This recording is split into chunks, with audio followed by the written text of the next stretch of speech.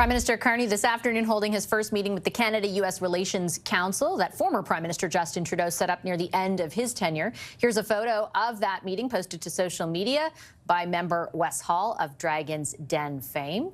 What are the advisors telling Canada's new Prime Minister? With us now are two of those members, former Canadian ambassador to the U.S., David MacNaughton, and former National Security Advisor, Jody Tomas. Hi to both of you. Thank you so much for your time this evening. I appreciate it. Mr. MacNaughton, I wanted to start with you. I know that as far as substance goes, we have certainly been told that it's a lot about tariffs and the response to tariffs and sort of the economic response more generally.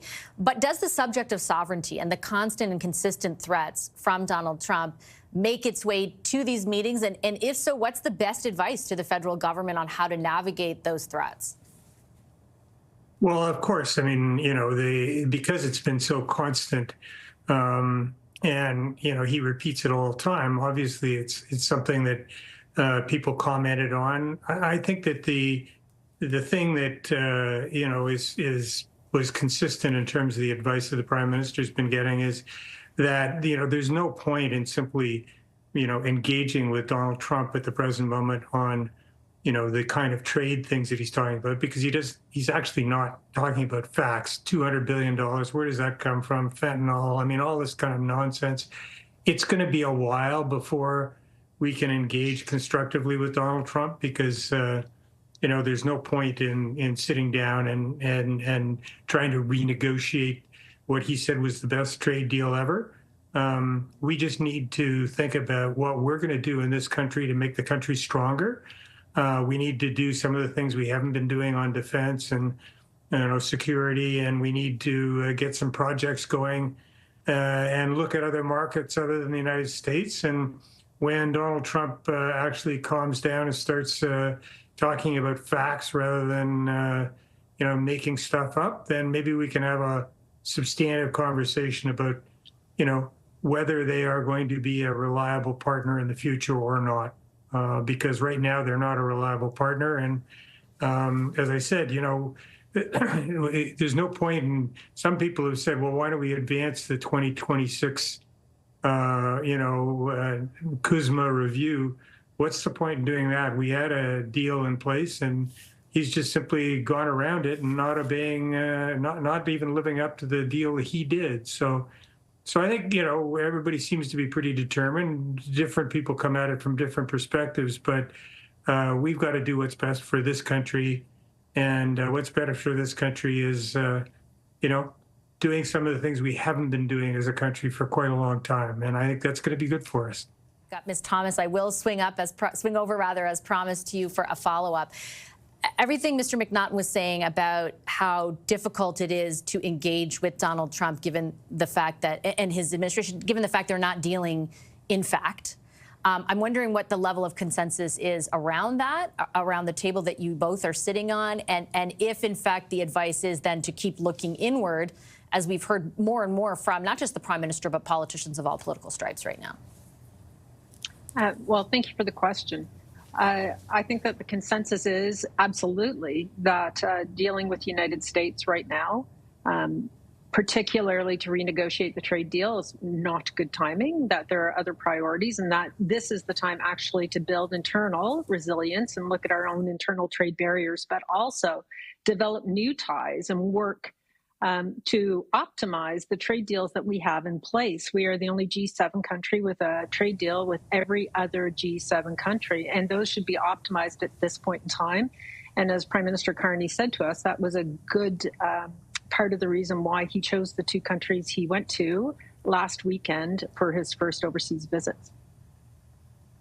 Is there, Mr. MacNaughton, any difference, I guess, in what Canadians can expect in the approach to all of this, based on your meetings that you're involved in, from the previous government to this? I mean, the government is the same, but from the previous Prime Minister to this Prime Minister. I would note this week, for example, Prime Minister Carney said, look, there's a limit to what our response can be. Obviously, we're going to be forceful and we're going to retaliate, but he did specifically say there's a limit. Do you think there's going to be any discernible difference, or should Canadians expect a similar posture moving forward?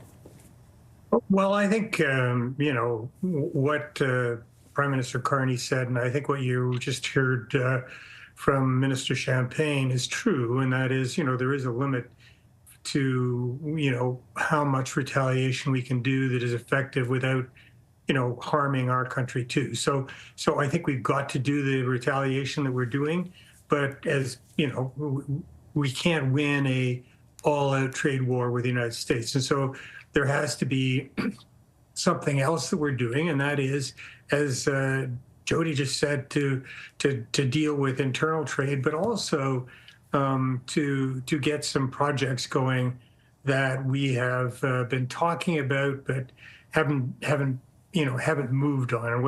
And a lot of those are resource projects. We need to get our resources both within Canada to each other rather than relying on imports from other countries, and get exports to other countries. Our liquefied natural gas that can actually reduce, the usage of coal in Asia and places like that.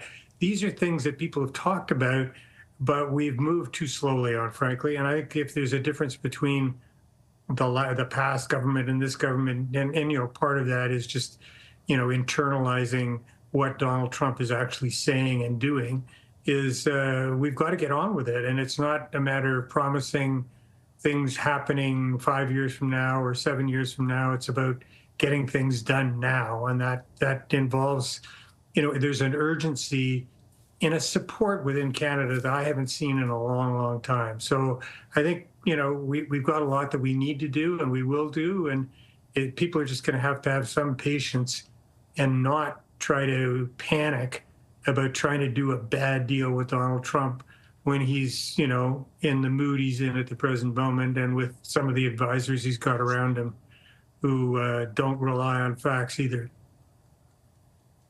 Ms. Tomas, we collectively, I think as Canadians, spend a lot of time talking about the economic imperative to do exactly what Mr. MacNaughton just laid out, but you spent years advising the Prime Minister on matters of national security. In your view, is there a national security imperative to do a lot of what was just laid out? I think that the first thing I would want to say is that for the first time ever, maybe since World War II, Canada's having a discussion, a national level discussion about our defense and the defense and sovereignty of this country. I wouldn't want it to have been precipitated by Donald Trump, but I think it is a good conversation for us to be having. And so there is reason for Canada to start looking at national security and our defense investments and building our own resilience that is not dependent solely on one country. And again, that's not Donald Trump dependent.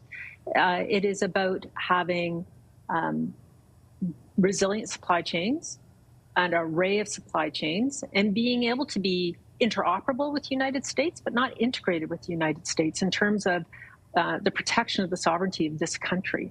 And so that whether that is increasing our ties and our investment with Europe, or starting to invest more in our own defense industry, or a combination of the two, I think it's very positive, and I think it's necessary.